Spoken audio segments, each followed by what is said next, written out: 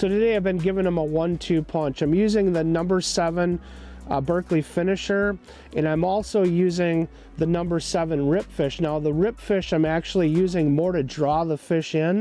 It is a real nice tight vibration, and what I'm doing is I'm pulling it up slowly and then I'm letting it fall on slack. And what's very unique about the rip fish is it does a death spiral on the way down, and that seems to be drawing the fish in from a long ways. Now a lot of times in real cold clear water, that noise can be an issue. The rattles can be an issue when the fish get close to the bait. So once those fish move in, you want to tone down your cadence quite a bit to quiet that bait down.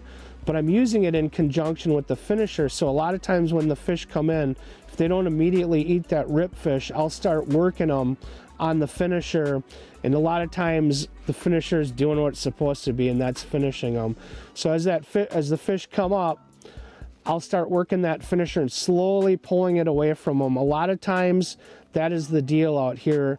You know, once that fish commits to the bait, continue to move the bait away from them until they slow down on it. When they slow down on it, that's when I'll give it a pop to try to draw them back in.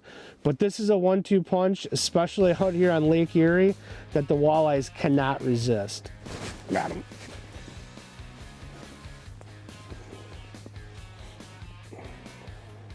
Playing with 3 of them down there, and nice fish.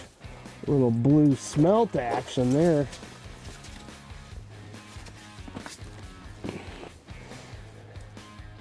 There's a nice chunky fish there.